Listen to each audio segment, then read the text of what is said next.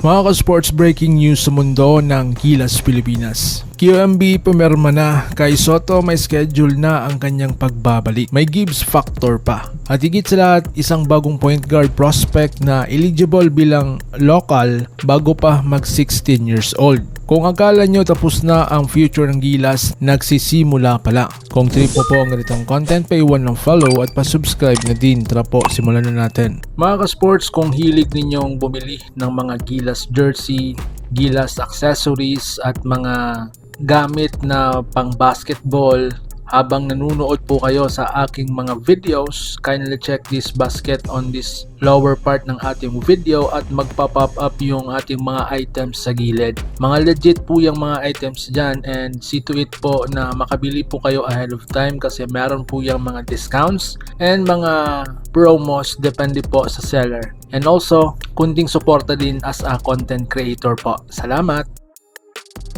Mga ka-sports, dito muna tayo sa pinakamainit na balita. Opisyal na mga ka-sports, Quintin Melara-Brown o mas kilala nating QMB, pumirma na po sa Japan B-League. Ibig sabihin po nito mga ka-sports, tuloy-tuloy na kanyang pro development. Mas lalo pang humahasa laban sa matatapang na international big man. At ang pinaka-importante, eligible siya bilang local sa ating national team sa Gilas Pilipinas. At alam naman natin mga ka-sports na eligible siya bilang local sa Gilas Pilipinas dahil kasali siya sa last pool po natin sa FIBA. And of course mga ka-sports, hindi na to pang future lang. Pwede na din siyang isalang sa mga big tournaments kapag kinakailangan. Ang tanong ngayon, QMB plus kay Soto sa iisang frontline, kaya bang pigilan? So dito naman tayo mga sports, kay Soto comeback plus may schedule na. At dahil nabanggit na rin natin si Kai, mga sports, may schedule na po ang kanyang pagbabalik matapos ang pag-suffer niya ng isang taon sa kanyang injury. Dahil po mga ka-sports, bumabalik na sa game condition ng kanyang katawan,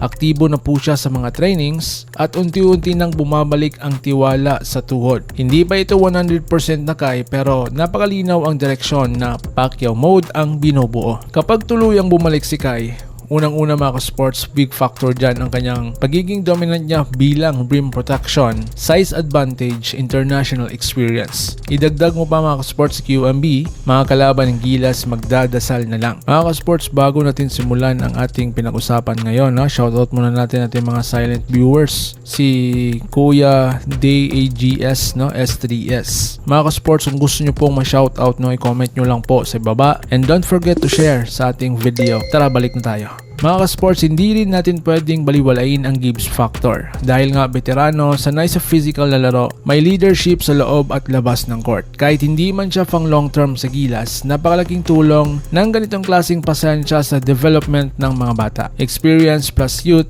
tamang timpla. Mga ka-sports, bagong point guard prospect ng Gilas. At ito na ang pinaka-exciting na parte. Mga ka-sports, kilalanin natin si James Sanderson. Alam ko mga ka-sports, pinag-usapan natin to sa ating last video, pero for the sake of this content, ating pag-uusapan ulit. Mga ka-sports, certified point guard po siya. May Philippine passport na siya bago mag 16 years old. Ibig sabihin, local, eligible siya sa FIBA rule. Hindi na kailangan ng naturalization at hindi na kailangan siya maghintay pa ng ilang taon. Ang hanap ng ating national team ay isang true point guard, may IQ, kayang mag-control ng laro. At mukhang nasa tamang direksyon na po tayo. Imagine this James Anderson sa PG, Dwight Ramos heading sa wings, kay Soto plus QMB sa loob. Hindi na lang palag, panalo na po ang target. So ngayon mga ka-sports, anong ibig sabihin nito sa future ng Gilas? Kung titignan natin ang bigger picture, may bigs tayo, may wings na world class, at ngayon, may point guard prospects sa local eligible. Ibig sabihin po niyan, hindi na patch-patch ang Gilas, kundi long-term program na po tayo. Hindi lang pang Asian Games, hindi lang pang SEA Games, pang world level na ang pinaghahandaan. So ngayon mga ka-sports, kayo po ang aking tatanungin. Ready na ba ang Gilas Pilipinas sa bagong era?